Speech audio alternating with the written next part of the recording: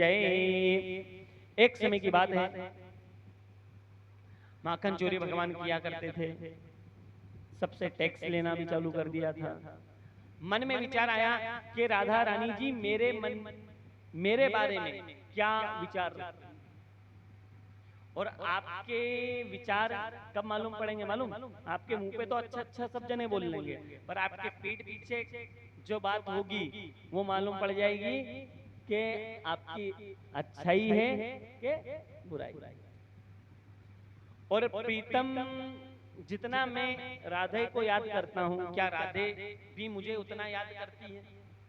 ये जानने के लिए श्री कृष्ण भगवान ने सुंदर रूप बनाया। जैसे बालिकाएं श्रृंगार करती हैं, कृष्ण भगवान ने बढ़िया सुंदर श्रृंगार करा, सुंदर पायजामा पहनी, लहंगा पहना, क्या बोलते जो भी बोलते, बढ़िया भगवान का सखी रूप में श्रृंगार करा और ऊपर से पल्ला ले लिया और पल्ला लेकर के आराम से चलने लगे। और बरसाने में आकर के कहती हैं राधा रानी जी की सखियों से, हे सखी, मैं राधा रानी जी से न्याय लेने आई हूं। क्या बोली? मैं किससे न्याय लेने आई हूं? श्री कृष्ण भगवान की लीला चल रही है। बोले मैं राधा जी से न्याय लेने आई हूं। बोले न्याय चाहिए तो राधा जी से क्यों न्याय ले रही हो? न्याय देने वाले तो विश्वानु जी हैं, उनके पास जाओ, वो न्याय देंगे। बोले नहीं, मेरा न्याय करेंगी तो कौन करेंगी? श्री राधा करेंगी। बोले ठीक, मैंने सुना है कि न्याय बहुत अच्छा करती हैं, मेरा भी न्याय करना है। बोले हाँ सखी चलो। भगवान का इतना सुंदर रूप को देख करके जितनी भी सखियां थी, जितने भी देखने वाले थे, सब मोहित हो। और जैसे ही श्री राधा रानी जी के निकुंज में प्रवेश करने लगे, जैसे ही प्रवेश किया, राधा रानी जी बैठी हुई थी, उनके मन में एक बेचैनी चालू। देखो, जिसने जिससे प्रेम किया होगा ना, वो इस प्रसंग को बहुत अच्छे से समझ पाएगा, क्योंकि ये प्रेम का पूरी तरह से प्रेम का प्रसंग है। राधा रानी जी के अंग अंग खुशी के मारे नाच रहा। अभी भगवान दिखे नहीं है ना, भगवान ने अभी वहां प्रवेश किया है अंदर, केवल दरवाजे पे बाहर खड़े हैं और राधा रानी जी को महसूस हो गए। धीरे से पूछा कृष्ण भगवान से, आपका नाम क्या है? बोले मेरा नाम श्यामा सखी। क्या बताया? श्यामा सखी, क्योंकि भगवान श्याम वर्ण के हैं। क्योंकि भगवान ने जो श्रृंगार कर रखा था उसमें केवल भगवान की पेट, हल्का सा पेट दिख रहा था और हल्के से चरण दिख रहे थे, बाद बाकी सब ढका हुआ और हाथ हल्के से हाथ। उनको देख करके ही सब लोग मोहित हो गए। अब देखना, भगवान अगर आपको बुलाना चाहे और यदि आप भगवान अपना भक्त बनाना चाहे ना, तो कैसे बना सकते? पहला था श्रवणम, श्रवण से भगवान की कथाओं को सुन करके भक्त को अपना बना लिया जाता है। ये भगवान की लीला है। और कोई ये कहे कि मैं तो भगवान के सुनने से के लीला जब जहाँ होती है, भगवान की जब कथा होती है, वहाँ के शब्द कानों में चुभ रहे हैं, रुई भी लगा लूं तो भी भगवान बोले कोई बात नहीं। तो दूसरी लीला भगवान की कौन सी है? दर्शन की। कौन सी? दर्शन। भगवान का आप जैसे ही दर्शन करने जाओगे, भगवान का आप दर्शन करोगे, भगवान उतने में ही आप पे जादू छोड़ जाए। भगवान की छवि आपके आंखों से फिर जाएगी नहीं। चलो, किसी व्यक्ति ने आंखें भी बंद कर ली, फिर कैसे भगवान मिल जाएंगे? बोले भगवान चाहे तो सब कुछ कर सकता है। बोले ऐसी मंद मंद हवाएं चलने लग जाएंगी, उस हवा का स्पर्श आपके शरीर से होगा, उसी स्पर्श से आप भगवान के हो जाओगे। मान लो कोई एसी के रूम में बैठा है, एसी के रूम में बैठ गया, हवा नहीं आ रही, वहां पे क्या होगा? ऐसे भक्त को भगवान अपना भक्त कैसे बनाएंगे? बोले कहते हैं फिर मैं ऐसे भक्त को जाकर के केवल अपनी अनामिका सर्जरी होगी, इसका जाकर के हल्का सा स्पर्श कर दूंगा, और जैसे ही स्पर्श करूंगा वो मेरा हो जाएगा। यानी भगवान कैसे अपने आप बुलवाते हैं कि मैं चाहूं तो चाहे जैसे दीवाना कर दूं, और मैं चाहूं तो दीवाना एक पल में भी नहीं कर। तो यही भगवान की लीला है। भगवान चाहे तो ये दीवाना बड़ा अच्छे से कर सकता है। कहते हैं कि भगवान की सुंदर छवि को देख करके श्री राधा रानी जी जहां बैठी हुई थी, भगवान के शरीर से जो पवन स्पर्श होकर के जा रही थी, राधा रानी जी को उतने में ही समझ में आ गई कि कोई प्रेमी आया। और जैसे ही राधा रानी जी ने श्री श्यामा सखी को देखा, कितने सुंदर पैर हैं, कितने सुंदर उदर हैं, और कितने सुंदर हाथ हैं।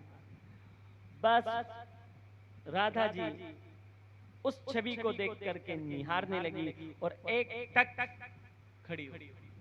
उन्हें और कुछ भी नहीं दिख रहा, केवल क्या दिख रहे हैं? श्री राधा रानी जी को केवल और केवल भगवान की वो सुंदर छवि।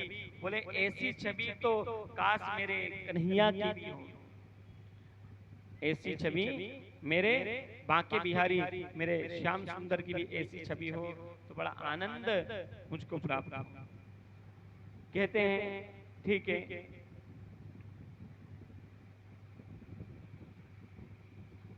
अब राधा रानी जी जैसे ही उनको देख रही हैं, देखती देखती देखती मन में खो गई, और जैसे ही खो गई सखियों ने हिलाया, राधा जी कहाँ हो? ये श्यामा सखी आई है आपके पास, न्याय मांगने के लिए आई है, आप इसको न्याय क्यों नहीं देते? बोले क्या न्याय चाहिए? बोले मुझे न्याय ये चाहिए कि नंद जी का लाल जो है ना, वो हमें बहुत परेशान करता है। तो बोले नंद जी का लाल परेशान करता है तो नंद जी के पास जाओ, माँ यशोदा के पास जाओ, वो जाए, उनसे जाकर के न्याय मांगो। बोले नहीं, उनसे न्याय नहीं मांग सकती मैं। तो बोले क्या? तो एक संत ने बहुत अच्छे भाव लिखे हैं, उस भाव को हम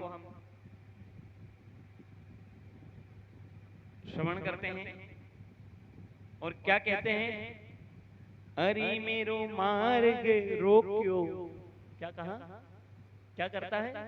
शिकायत क्या है? बोले शिकायत केवल इतनी सी है मेरी कि अरे मेरा मार्ग रोक्यो, और मोहे बहुत दुख दीनो।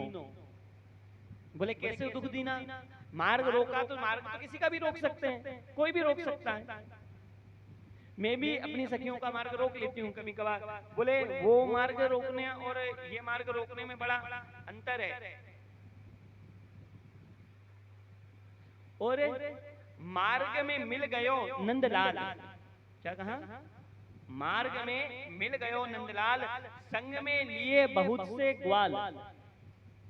एक ग्वाल नहीं, पूरी टोली बना रखी है उसने, चोरों की मंडली बना रखी है। अकेले कहीं नहीं जाता, और जाता है तो सबको साथ में लेकर के जाता है। अरे मेरा घूंघट खोलियो। क्या बोला? कि मेरा घूंघट खोला, जबरदस्ती। बोले जबरदस्ती कौन घूंघट खोल सकता है? बोले वो नंद जी के लाल को आप जानते ही नहीं हो, वो कहीं भी जाए किसी का भी जाकर के घूंघट खोल लेता है। तो बोले अरे मेरे मार्ग रोकियो, मोहे बड़ो दुख दीन्यो। और घूंघट तो खोला ही खोला, और घूंघट खोल करके बांसुरी बजा करके बच जाता। और फिर कहती है कि मेरा मार्ग रोक रहा है। और क्या कहता है, ये मार्ग जो मेरे दादा परदादाओं ने बनाया है। किसने बनाया है? दादा परदादाओं ने ये मेरा मार्ग बनाया है। तो यहाँ पे इस मार्ग से आने जाने के लिए टैक्स भी देना पड़ेगा। मान लो ये रोड बन रही थी, इस रोड के बनते समय कोई अगर 1 2 4 10 5 राउंड के चक्कर लगा लिए, तो क्या वो सोचता है कि मेरे दम पे ये रोड बनी है, मैं खड़ा नहीं रहता तो ये रोड बनती नहीं। तो ऐसे ही भगवान कृष्ण क्या कह रहे हैं कि ये मेरे बाप दादाओं ने रोड बनाई है, इसका टैक्स देके जाना पड़ेगा। बोले टैक्स में क्या मांगता है? क्या मांगता है? बोले माखन जो भी हम लेकर के जाते हैं ना, वो माखन मांगता है। और क्या बोलता है माखन में? माखन को उतारता है और बोलता है कि टैक्स में केवल ये चाहिए कि माखन दे दो, मैं खा लूं। ये तो बढ़िया है, चलो वो खा ले तो कोई बात नहीं। उसका है पेट कितना छोटा सा, नन्ना सा पेट, ज्यादा बड़ा पेट नहीं है उसका, नन्ना सा पेट है। बोले ठीक है, नन्ने से पेट समझ में आ गई, खा लिया उसने। तो क्या हो गया? अगर पूरे मटका भरा हुआ है, उसमें से अगर इतना सा निकाल भी दिया तो क्या चला गया? समुद्र है, कुआं है, तालाब है, मान लो ये 500 लीटर की टंकी है, इसमें से मान लो 5 लीटर पानी निकाल भी लिया तो इस टंकी का क्या हुआ? कुछ भी नहीं हुआ ना। तो बोले इसी प्रकार से अगर कान्हा ने तुम्हारा जरा सा माखन मांग लिया तो क्या बिगड़ गया? बोले ये तो कुछ नहीं, वो खाए तो कोई बात नहीं, उसके साथ में जो उसकी पूरी टोली होती है ना, जितने भी उनको खिलाता। बोले उनको भी खिलाए कोई बात नहीं। और अगर उन सबके पेट भर जाए ना तो किरकिर किरकिर करके आवाज भी लगाता है। और देखो उसकी किरकिर में इतनी आवाज है कि जाने कहां से बंदरों का झुंड आ जाता है। जहाँ एक भी बंदर नहीं दिखता, वहां कौन दिखता है? ढेर सारे बंदर आ जाते हैं। बोले वो खाते तो हैं, पूरी मटकी को भी साफ करके जाते हैं, वो भी ठीक है। चलो खाया तो किसी के पेट में गया, उसके लिए भी मंजूर है। बोले मटकी जब खाली हो जाती है, सब बंदर वंदर सब खा पी के चले जाते हैं, और जरा सा तली में अगर कहीं टच रह जाए तो उस मटकी को निकालता है, मटकी को निकाल करके फोड़ता है, और फूटे हुई मटकी को उठा करके सूंघता है, और क्या कहता है? ए तरीको, ये माखन इतना बास रहा है, इतना बास रहा है कि बंदर तक छोड़ के चले। हम लोग खा लेंगे तो हम बीमार पड़ जाएंगे। बोले ये बोलता है वो। राधा रानी जी को सहन नहीं हुई। बोले तू शिकायत करने आई है कि उलाहना देने आई है, क्या करने आई है? ए ललिता, ए विशाखा, एक काम कर, अंदर से जा, इसकी जितनी मटकी फोड़ी है, जितना इसका माखन कान्हा ने खाया है, उसका वापिस कर दे। बोले वापिस कर दे? बोले मुझे वापिस नहीं चाहिए। तो बोले मेरे को उसकी बुराई भी नहीं सुननी। देखो पीतम की बुराई पीतम नहीं सुन सकता। किसी पत्नी के सामने किसी पति की बुराई करो, क्या सुनेगी? नहीं सुनेगी। इसी प्रकार से कृष्ण भगवान ये देखना चाहते थे कि ये मेरे से कितना प्रेम करती है। राधा जी मुझसे कितना प्रेम करती है, मैं बुराई पे बुराई करता है। बोले नहीं, माखन तो मेरे पास है, पर मेरे को तो न्याय चाहिए। बोले न्याय में क्या चाहिए? बोले न्याय में ये चाहिए कि आप भी उसको परेशान करो। बोले मैं क्यों परेशान करूं? तेरी जितनी दही की मटकी है वो लेकर के जा, और जाकर के चली जा। यहाँ जैसे ही राधा जी को गुस्सा में देखा तो कान्हा जी ने फिर और बुराई करना चालू कर। बोले ये तो मेरी अकेले की शिकायत नहीं है, चलो मेरे मटके तो तुम दे दोगी, 10-15 मटके जितने भी है मेरे, तुम ला करके मेरे को दे भी दोगी, पर यहाँ पे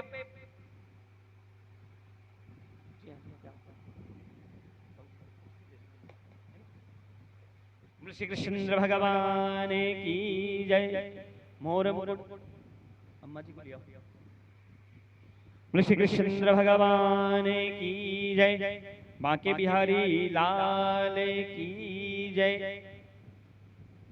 अगर अंदर नहीं आ पाए तो बाहर व्यवस्था देख लेना। श्री कृष्ण भगवान की जय। तो कहते हैं कि बुराई पे बुराई किए जा रहे हैं। बोले मेरे अकेले की शिकायत नहीं है, मेरे अकेले की वापिस कर दोगे, पर जितनी भी गोपियां हैं उन सबके यहाँ, उन सबके यहाँ जाकर के चोरी करता है। उसको लगता है कि उसके माँ बाप ने केवल चोरी करना ही सिखाया, और जितना वो काला है उससे ज्यादा उसका दिल भी काला। बस ये सुनना था राधा जी, और गुस्से में आ गई, इतने गुस्से में आ गई कि पूछो मत। क्रोध के मारे लाल पूरी हो गई और कहती हैं कि तुम पर, अरे कुर्सी पे बैठ जाओ माता राम, नीचे बैठ जाएंगे। बोले श्री कृष्ण भगवान की जय। मोर मुकुट बंसी वाले की जय। राधा जी को जितना गुस्सा आया, ऐसे तमतमाती हुई बोली कि तुम समझते क्या हो, एक तो तुम पे दया करी है। क्या बोली? एक तो तुम पे दया करी है कि इतना प्यारा रूप बना करके तुम्हें बाल लीला का दर्शन दे रहे हैं। इनकी लीला को तो बड़े बड़े देवता भी तरसते हैं, और आज तुम पे दया कर रहे हैं, इतनी तुम्हारे साथ बढ़िया लीला कर रहे हैं, और तुम जाकर के यहाँ शिकायत करने आ गई। और क्या बोल रही हो कि उसका दिल काला है। बोले वो दिल काला नहीं है, उसने तो काला इसलिए बना लिया है कि तुम उसके स्वरूप को अपनी आंखों में बसा नहीं पाओगे। वो इतना सुंदर है, उसको अगर देखने जाओगे तो आंखें फट जाएंगी, इतना सुंदर है, इसलिए वो काला बना। और फिर क्या बोल रही है कि उसका दिल जितना वो काला है उससे ज्यादा उसका दिल काला है। बोले उससे ज्यादा उसका दिल काला नहीं है, जितना वो काला है ना उससे ज्यादा उसका दिल साफ। और जिसका दिल साफ होता है ना वो सबका भला करता है। तुम्हारा भला करने ही आया है, तुमने जाने पिछले जन्म में कोई पुण्य करे होंगे और तुम मेरे सामने उसकी बुराई कर रही हो। तुम्हारी हिम्मत कैसे हो गई मेरे सामने बुराई करने? इस प्रकार के राधा जी को गुस्सा देखा, और गुस्सा आना स्वाभाविक था। अगर अकेले में बुराई करे तो पत्नी झेल भी जाए, पर बुराई किसके साथ में करी? जो पहले से कान्हा जी को ताना देती है, ललिता विशाखा दोनों कान्हा जी को ताने देती है, तो और गुस्सा ज्यादा हो गया। बोले मैं चाहूं तो अभी के अभी नंद के लाल को यहाँ पे ला करके खड़ा कर। जैसे ही ये बोला तो कान्हा जी बोले कहां से बुलाएगी, मैं तो यही खड़ा। कान्हा जी भी बोले कहां से बुलाएगी, मैं तो यहीं का यहीं खड़ा हूं, देखती हूं तुम्हारे बुलाने में कितनी ताकत है। और अब इस प्रेम को समझना, क्या प्रेम? एक माँ का प्रेम होता है अपने बच्चे के प्रति। अगर बच्चा कहीं जाता है और मान लो उसकी तबीयत खराब है, तो माँ को पहले ही बेचैनी हो जाती है। क्या हो जाती है कि आज मेरे बेटे की तबीयत खराब है। और ज्यादा अगर कोई प्रेम होगा पति पत्नी के बीच में, तो पत्नी को भी मालूम पड़ जाएगा कि पतिदेव की आज क्या है। तो यहाँ पर संसार में केवल इतना ही प्रेम है, इतनी ही बात को समझ सकते हैं। श्री राधा रानी जी कहती हैं कि मैं अभी कान्हा को बुलाती हूँ। आंख बंद करी, आंख बंद करके सब दूर ढूंढा, और जैसे ही सब दूर ढूंढ के देखा तो कहीं भी भगवान नहीं दिखे।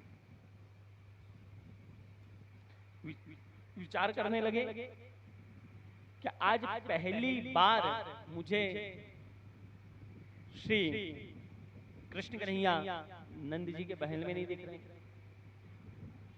सब दूर देखा, गौपों के साथ होंगे, कहीं खेल रहे होंगे, कहीं क्या कर रहे होंगे, देखा गैया चरा रहे होंगे, कहीं भी नहीं दिखे। अब जब कहीं भी नहीं दिखे और बेचैनी बढ़ने लगी। फिर आंख बंद करके ध्यान लगाया तो क्या देखते हैं, राधा रानी जी अपने ही भवन को देखते हैं और अपने भवन के साथ में फिर ध्यान लगाया तो क्या देखा कि जहां राधा रानी जी का निकुंज है वहां पर श्री कृष्ण भगवान को अभी पूरी तरह से चित्र नहीं दिखा, मन में विचार कर रही है यहाँ तो मैं हूँ, ललिता है, विशाखा है और श्यामा सखी है, हम चार के अलावा पांचवा कोई भी नहीं है।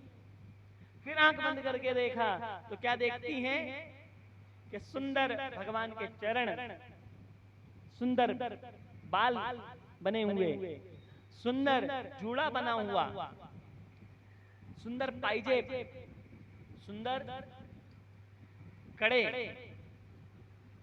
देख करके और फिर आंख बंद करके देखा तो क्या देखते हैं, इस घूंघट के पीछे कौन है, श्री कृष्णचंद्र भगवान। बोले श्री कृष्णचंद्र भगवान की जय, वैकुंठनाथ भगवान की जय, सांवरिया सेठ की जय, श्री बांके बिहारी लाल की जय। ऐसी लीला को देख करके राधा रानी जी बोलने लगी, मेरी परीक्षा लेने आए थे? बोले हाँ, आपकी परीक्षा लेने के लिए आए। एक और यहाँ पर ये बात स्पष्ट कर दें कि यदि आप राधा रानी जी को बुलाते हैं तो कृष्ण भगवान प्रसन्न होते हैं।